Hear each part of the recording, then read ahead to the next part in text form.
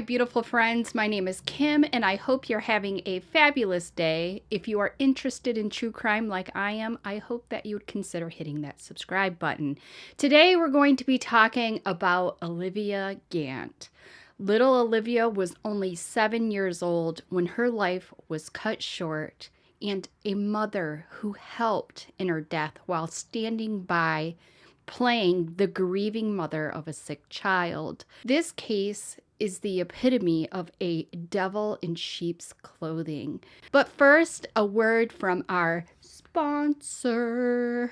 Thanks to Scentbird for sponsoring today's video. If you are not familiar with who Scentbird is, they are a perfume subscription. Looking for a gift that keeps giving year-round? Consider giving your friends and family a Scentbird subscription. They have options of 3 months, 6 months, or a full year that is sent directly to the person that you send the gift to. Instead of paying full price for a full bottle of perfume that they may or may not like, Scentbird allows your friends and family to choose whatever they want for a fraction of the price. And the products keep coming month after month. What's amazing is you get to pick a new fragrance each month from a selection of over 600 brands. They also have gift sets that come with fan favorites. I've been enjoying Scentbird for so long, and so when they asked to work with them again, I jumped at the opportunity. I truly love their product. Here is what the vial looks like.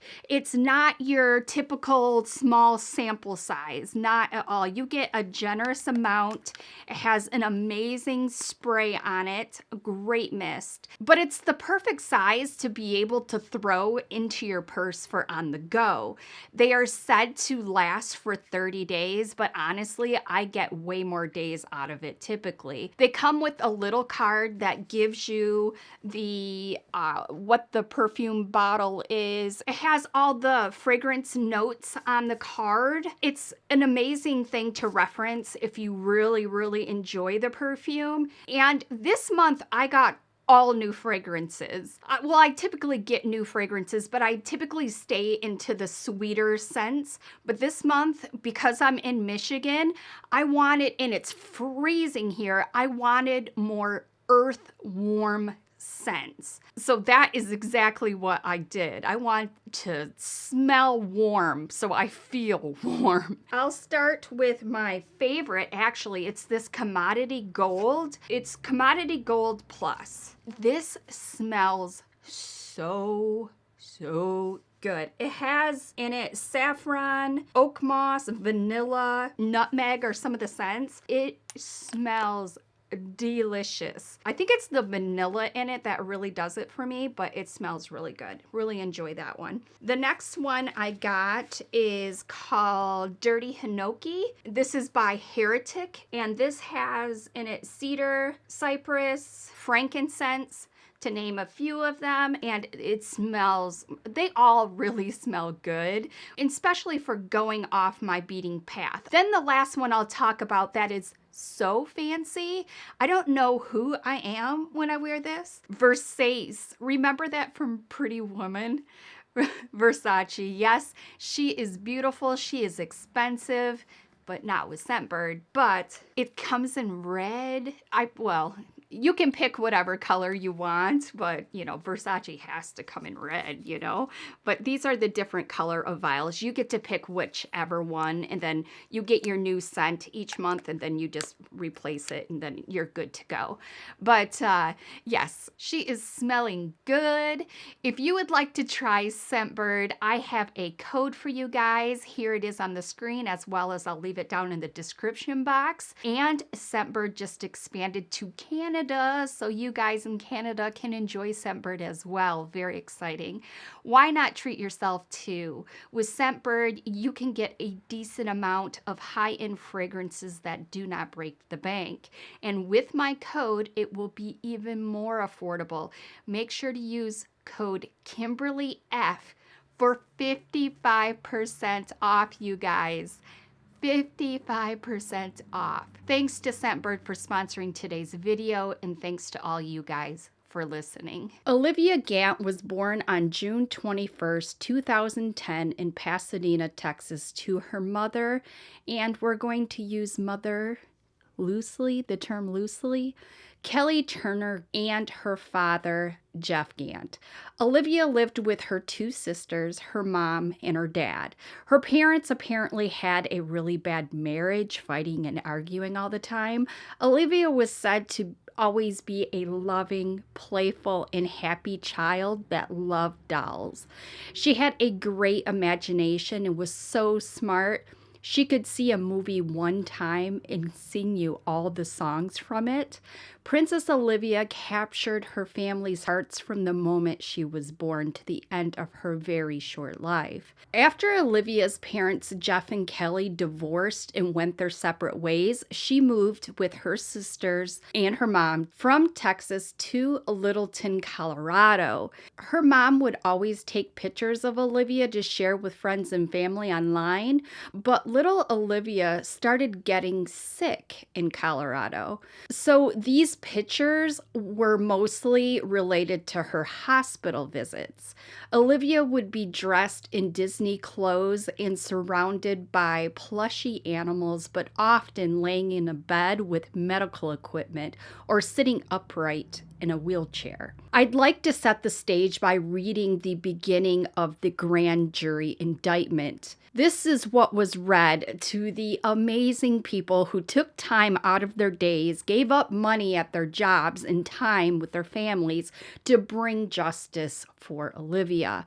Between and including June 21st, 2010 and August 20th, 2017, so that is from the day she was born until the day she died, her whole entire life, Kelly Renee Turner unlawfully, feloniously, and knowingly caused the death of a child who had not yet attained 12 years of age, and the defendant was in a position of trust with respect to the victim. So, think about that. A position of trust. For Olivia's whole life, the person she was supposed to trust the most caused her pain, injury, suffering, and then death. Why did this happen? Now we are going to have to talk about a diagnosis Kelly received. It is not common, but has become a little more well-known lately. It is called Munchausen syndrome by proxy, or factitious disorder, as the DSM-5 has recently changed the name to. DSM-5 is a diagnostic and statistical manual of mental disorders, which is to assist trained clinicians in the diagnosis of their patients' mental disorders as part of a case formulation assessment that leads to a fully informed treatment plan for each individual. So DSM-5 changed the name to factitious disorder and states when a person either fakes an illness or causes symptoms of the illness to gain something. That can be sympathy, empathy, monies, anything, literally anything that a person requires. Now, Munchausen syndrome by proxy is when a caregiver deliberately exaggerates, makes up, or introduces, creates physical, psychological, or behavioral problems in those they care for. This can happen with a wife-husband scenario or a nurse-invalid case, but it is most common with a parent-child case. That usually is being the mother and the child. So how did we get here? Well, in 2012, Kelly first took 2-year-old Olivia to the Children's Hospital of Colorado, which we will refer to as CHC, saying she couldn't digest food and had bad constipation. She also reported that Olivia had a history of seizures and developmental delays, so they removed impacted stool from Olivia. Kelly continued to take Olivia back to the Children's Hospital in Colorado, also known as CHC, over and over again during 2013, saying she was having problems digesting foods. As a side note, this is the most common ailment for Munchausen's moms because the doctors can't see the child eat at home. So they will end up with a feeding tube. In these cases, like Olivia's, all the medical history and child's complaints and illness are reported by the mom. So in September of 2014, Olivia was hospitalized for the third time for constipation. In November of 2014, Olivia's mom took her to the same hospital for a surgery where they rerouted her small intestine to bypass her large intestine so that the waste went into a bag through a small hole in her stomach. They gave this 4-year-old an ileostomy bag, which is like a colostomy bag. I think more people are more familiar with a colostomy bag, but anyways, it was an ileostomy bag. Her constipation improves, but then Kelly said Olivia wouldn't eat, so they put in a feeding tube down her nose. In January 2015, Kelly kept complaining Olivia couldn't eat or digest food, so in less than a year, little Olivia had 3 different types of feeding tubes surgically implanted in her abdomen. Between 2012 and 2017, Olivia was seen over 1,000 times at CHC. So she basically would come and then leave and then come back, is how I see this. But that wasn't enough. By June of 2015, Kelly then said Olivia couldn't tolerate the nutrients that way anymore through the feeding tubes in her abdomen. So the doctors at CHC put in a TPN. That is a dedicated IV line which provides all the nutrients a body requires in a solution. This is a lot different than a feeding tube. This goes straight into the vein very close to the heart.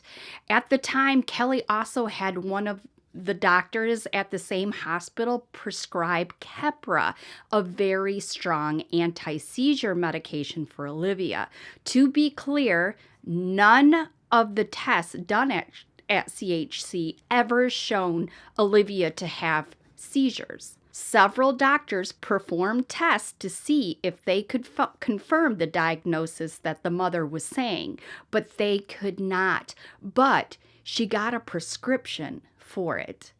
In this case, all of the diagnosis and all the medical history came directly from Olivia's mom, Kelly. She was diagnosed by her mom with autism, developmental delays, seizures, and birth-related disorders. The neurologist would have tested Olivia for seizure disorder and found none, advised Kelly to stop giving Olivia the Keppra, the seizure medication, 3 different times in July of 2014. Kelly stopped giving her the seizure medicine. Kelly goes back to him in October 2015. Kelly stopped giving Olivia the anti-seizure medication. Okay, won't, doctor. She goes back in May of 2016. Guess what? She's still taking the Keppra. Kelly, stop giving her the Keppra. She doesn't need it. Keppra overall is not approved for use in children and can cause extreme side effects. If a child has seizures, the benefits may outweigh the risk, but Olivia was never officially diagnosed with seizures. Side effects of Keppra are fatigue, aggression, nasal congestion, decreased appetite, irritability, drowsiness, dizziness, low energy, headache, and general weakness. She didn't need it. Each time, Kelly ignored the doctor's advice and continued giving her this extremely strong seizure medication. At that time, Olivia also went to an occupational therapist named Jackie that specialized in feeding and eating. She treated Olivia for intense feeding therapies. Jackie said that Olivia graduated to age-appropriate foods, had no problem swallowing or tolerating food. Jackie said that Olivia completed the therapies without any problems and did not need to participate in feeding therapies anymore. In July of 2015, Kelly posted online that Olivia has a terminal disease. None of her records reflect that. Kelly's new issue is that Olivia is in so much pain. She reports to all of the doctors that Olivia's pain is uncontrollable. So little Olivia starts receiving very high doses of narcotics and opiates. This is to control pain for an illness Olivia does not even have. To be clear, at this point, Olivia has an ileostomy bag. She has a TPN line in her vein near her heart to receive nutrients, so discomfort is not a stretch. Also, at this time, Olivia's older sister Samantha has been seeing doctors at the Children's Hospital, just a primary care doctor for normal issues, nothing like Olivia. But Kelly does tell the new primary care provider that Samantha had been treated for lymphoma when she was about 2 or 3 years old back in Texas. This is only reported by Kelly. There are no medical reports to support this. Kelly spends a lot of time reaching out to various charities that support children who are dying. Remember, Olivia is not terminal, but these charities don't know that. Kelly started a GoFundMe page for Olivia to handle the medical expenses and final arrangements. Many of the updates Kelly added were completely false or exaggerated to get more funds added. The GoFundMe campaign had over 100 updates added between July 2015 and August 2017 and raised $22,000. Through the GoFundMe page, investors became aware of the wish Olivia had. The Make-A-Wish Foundation regularly grants wishes to terminally ill children whenever they can. In this case, Make-A-Wish and DaVita Inc., a dialysis company, worked with Kelly based on Olivia's reported medical status. On February 16, 2017, the Make-A-Wish Foundation fulfilled Olivia's wish to be a superhero. She wanted to be a bat princess. There was a party at the Hyatt Regency Hotel in Denver where a limousine ride, a bat princess costume, and there were balloons, decorations, props, and everything that she could want. As reported by the Denver Post, Olivia's day started out as every superhero's would, training camp at the Hyatt Regency Denver, followed by a well-balanced meal at the Hard Rock Cafe. But like all superheroes' days are, there is never a shortage of crime. So Olivia, along with her sidekick Bat Prince, traveled around Denver in a search of crime. Her weapon of choice to take down the bad guys, a Batarang, which she used to rescue Charger, the mascot for Chatfield High School. Olivia's adventure didn't end there, though. She also saved a princess from the clutches of the evil Captain Claw, in addition to rescuing a mermaid from an evil octopus at the DaVita World headquarters. Now, I am not saying Olivia shouldn't have had this beautiful day as a bat princess. What I am saying is that her mother is causing her illness, defrauding the Make-A-Wish Foundation for over $11,000. The media coverage of the party by the Denver Post was arranged by Kelly, of course. She is not going to pass up a media opportunity. Sadly, she also had Olivia create a bucket list. Olivia's grandfather would later say that he wasn't sure if Olivia even understood what a bucket list truly meant, but her mother had her make one all the same. All of Olivia's family, the ones that were allowed to be included in her life, truly believed that she was chronically ill and in fact dying. You see, after Kelly left Jeff in Texas, Kelly had kept the girl's dad, Jeff, at arm's length, but he was very much dedicated to his daughter's care and well-being. It wasn't until later that the depth of Kelly's deception to Jeff would be discovered. On March 1st, Olivia undergoes her final surgery, a procedure implanting a tube to her bladder which drains through her abdomen. Towards the end of the same month, the 24th, Kelly requests a DNR, do not resuscitate, be placed in Olivia's file so she is not resuscitated if her heart stops, and also no naloxone be given if her breathing stops because of the large doses of opioids she was taking. During March 27th, 28th, when Olivia was at CHC, her care team raised concern that the amount of stool in Olivia's bag and the amount that was recorded in her chart did not add up. This is important because the amount of stool is a clue of how well Olivia's intestines are functioning. A person, a monitor, is assigned to the room, and the amount of stool improves significantly. Doctors aren't sure if the improvement was on her own or the medication they gave her was helping, or if the monitor prevented tampering to Olivia's chart. Either way, having a 24/7 monitor in the room really bothered Kelly. She said she did not like this at all. So much so, just one day later, on March 29th, Kelly requests that Olivia be placed in in-home hospice care. During all of this, Olivia was still working on her bucket list. The local police and fire departments really stepped up in helping her with her list. On April 17th, Olivia was made chief of police for the day, took a tour of the Denver Police Department, and got to do a ride-along. She was even able to arrest a suspect with cuffs and all. Then on April 24th, Olivia was greeted outside her apartment by a fire truck picking her up for duty. She went to the fire station, put on her fire gear, got to ride up in the ladder into the bucket, and she was able to put out a real fire.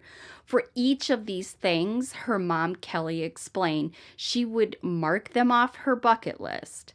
Kelly made sure members of the press were there to capture these moments so she could use this to garner more donations.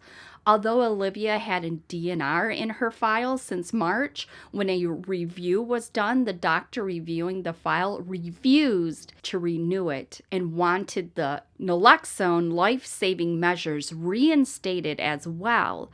His reasoning was sound. The child, Olivia, was not terminally ill. So ethics meetings were held. During those meetings, some which included Kelly, the mother, other options were given besides a DNR in hospice. Kelly was also looking to withdraw the TPN treatment once Olivia entered hospice. The TPN was her total nutrients. So without it, she would die of malnutrition. She would starve to death. Again, if they removed the TPN, Olivia would die. When this was addressed, Kelly pointed out that Olivia had a life-limiting disease and her quality of life was poor. The team decided to leave the decision to the hands of Olivia's mother. This is actually what happens most of the time. Decisions are left up to the parents. Why wouldn't they? Except for in this case, she was a complete, utter monster. Also, the hospital's child protection team found no reason to alert the Department of Human Services. A different doctor was assigned, who later signed the order for this DNR. On August 2nd, Olivia was moved to the Denver hospice facility where she was provided strong painkillers, juice and popsicles, but nothing more. She was not given any solid food. There is a question as to whether she could have digested it after all of this time. She was not provided any nutrition by either the feeding tube that was still in her abdomen or the TPN line. So, no nutrition whatsoever. Olivia's grandfather, who she lovingly called her pawpaw, came to visit her, and he said she looked at him. He could tell that she recognized him. She said, "Pawpaw, I'm hungry." She was being starved to death, and she had the ability to say so. At the time, the family members who were being told by Kelly to give her just little bites of the popsicle juice and put it on a sponge, just enough to wet her lips. Needless to say, the grandfather says those words haunt him to this day, and I'm sure they do. There she was, hungry and actually able to eat, not sick at all, and asking for help. If he had any clue of this fact, he would have ran and grabbed her whatever she needed. I am sure of it. Olivia died 19 days later. So with all these failures in the system, I bet you're wondering how Kelly got caught. It definitely was not in time to save Olivia. Do you remember how I said Olivia's older sister Samantha was also a patient at CHC? Well, it was not until 2016 that she told the new primary care provider that Samantha had lymphoma, which was treated by chemo and radiation when she was about 2 or 3 years old back in Texas. The new primary care provider became suspicious about this and confirmed with the hospital and doctors in Texas that she never had cancer and never had been treated. This raised a red flag for the doctor. Then in 2018, she brought Samantha in for multiple appointments for bone pain.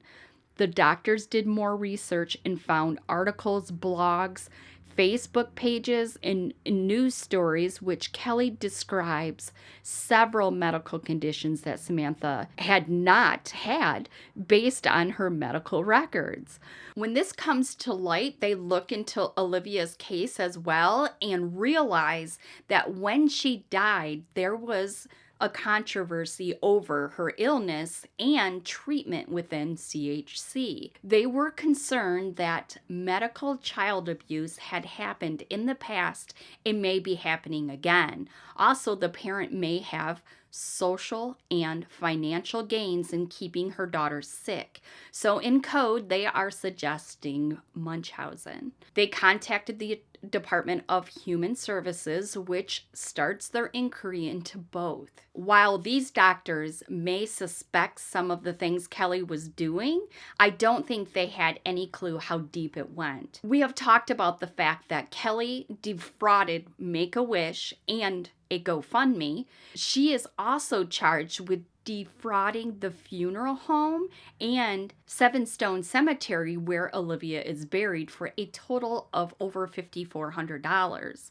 The biggest fraud of all was on the state of Colorado's Medicaid, but not in the way that you think. So apparently Jeff, all of the three girls' father, had a good job in Texas with insurance for the girls.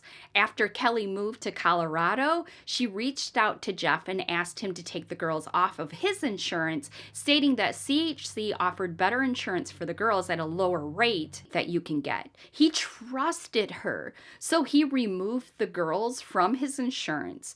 When Kelly applied for state assistance in July of 2013, she listed herself as being divorced from Jeff Gant, used a fake social security number, stated Jeff was an absent father who refused to provide insurance, so was able to receive Medicaid, TANF, food stamps, etc. Then filed a new application in November of 2013 and stated she was married to Jeff Gant. He was unemployed and he lived with her and the girls. She collected benefits for him. He has a full-time job in another state, doesn't even know what's going on, and Kelly is defrauding the government under his name. And the kicker is, from 2012 forward, Jeff was employed with the same company. He made a good income and was focused on taking care of his children. Every 2 weeks, he only kept $300 for himself and deposited the rest, approximately $1,800, into a Wells Fargo account for Kelly and the kids. This was verified. This isn't Jeff saying, yeah, I deposited it and he did it twice. No, it was documented and proven that he was doing this. He was only keeping the bare minimum, for himself. His house was already paid for, so he only needed money for monthly expenses, and he would go without for his girls. So can you imagine? And it's just ridiculous. In late September 2017, Olivia Gant cheerfully sang a Hakuna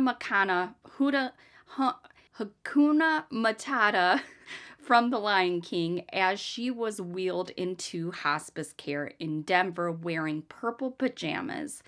It means no worries for the rest of your days, she sang. The 7-year-old died less than a month later. Us to hospice. It means no worries for the rest of your days. She didn't know she was going to die. The video, one of the many clips highlighting Olivia's battle with disease and death, was used by her mother to dupe doctors and call in favors and donations to help ease her daughter's pain. Olivia's cause of death was listed as intestinal failure, but an autopsy later found no evidence of that condition. Because the autopsy was done after exhumation, the cause of death was listed as undetermined, but it should be noted that the medical examiner found no evidence of this multiple illnesses Olivia was supposed to have had. The actions prompted a $25 million claim against the hospital system by Olivia's grandparents and father, arguing that the hospital failed to do their duties as mandatory reporters of child abuse. The case was resolved in August before the lawsuit could even be filed. Kelly is accused of manipulating a fragmental medical system where parents are given broad authority to determine what is best for their children, capitalizing on the hard-to-diagnose realm of gastrointestinal disorders and fooling not only doctors but also her community, media outlets, and her own family. Olivia's illness didn't just benefit Kelly. Olivia was featured in CHC's marketing material, and while Kelly fed on the attention and sympathy, the hospital fed on her daughter's plight. Hi, my name is Stacy. And I'm Olivia. And we're making a cake, right? Yes. Olivia Gant was more than just a longtime patient at Children's Hospital of Colorado. She was a little star who helped raise money for the hospital through videos like this one, played at a fundraiser. Buy my cake to help kids. CHC is considered one of the top pediatric hospitals in the entire country, and they should be able to clearly recognize child abuse, you would think. But they not only missed the warning signs, they discounted their own nurses' and doctors' concerns. CHC was ranked as the number 6 best hospital in the nation. So when you go there, you can expect to receive top-notch treatment.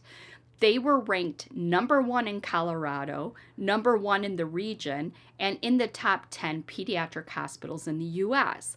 So certainly they would be able to assess and diagnose children's illnesses, right? They would definitely be able to run tests, blood work, get previous medical records to get a full picture of a child's needs. So exactly why was it that Olivia Gant was seen 1,000 times, had multiple needless surgeries, 3 feeding tubes, a TPN line, an ileostomy bag, and ultimately was allowed to starve to death on their watch? When you go to the Children's Hospital of Colorado's website, you see the slogan, kids are incredibly different. They need incredibly different care. That's why we're recognized by the U.S. News and World Report among the best. The best they are. They are the best. CHC's doctors were encouraged to report any concerns internally, and they were following the hospital's policy that was put in place in 2016.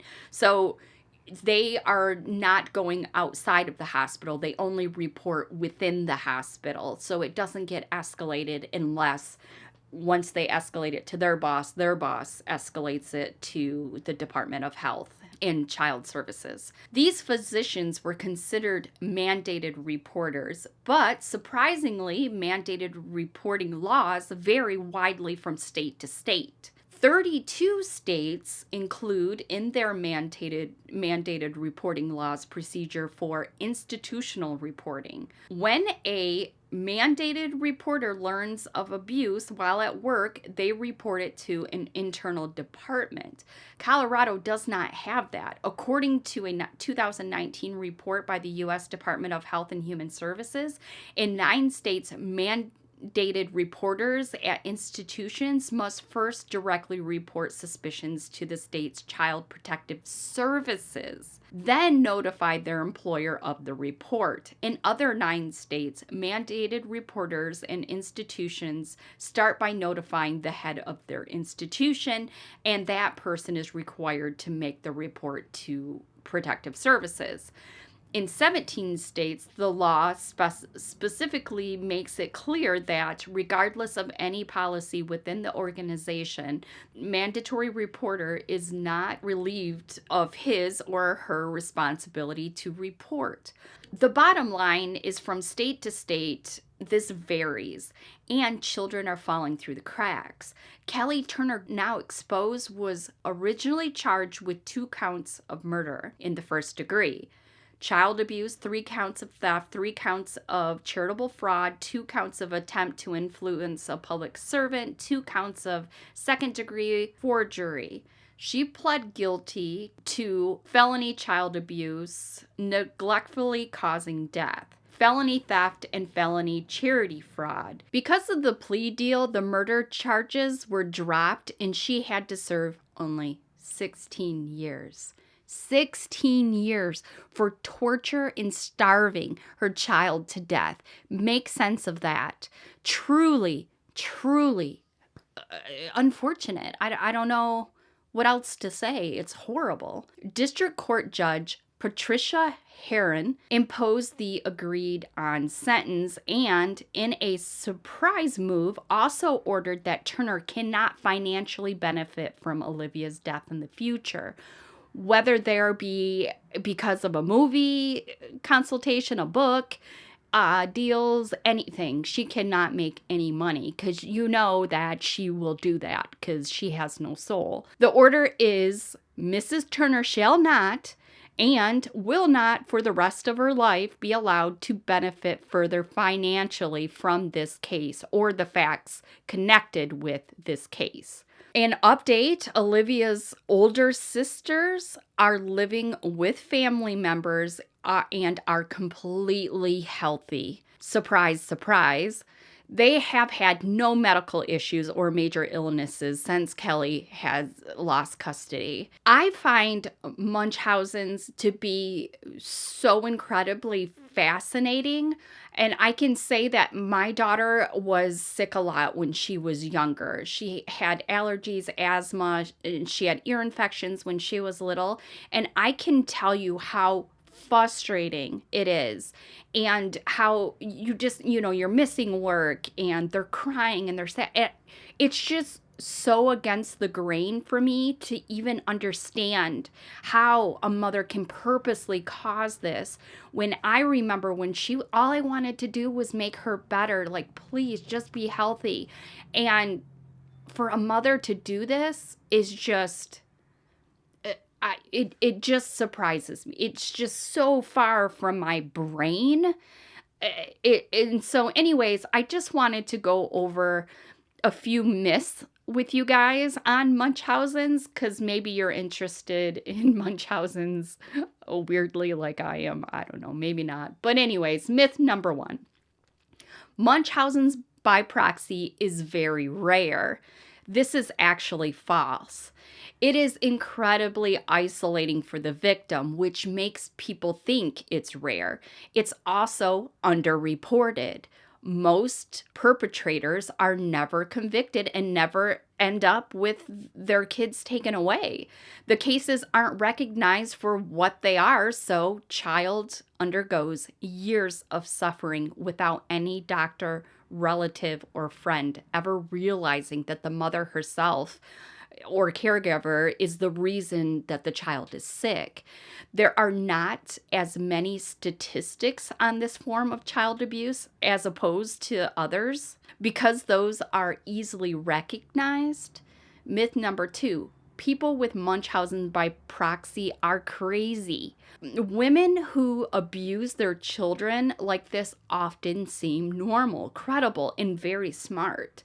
Most of them have been manipulating doctors, relatives, and friends for years. A lot of times, these middle-class moms, some of them with medical backgrounds, this means the women know what to do and what not to do to evade suspicion. A big issue when discussing MBP is whether this qualifies as a mental illness.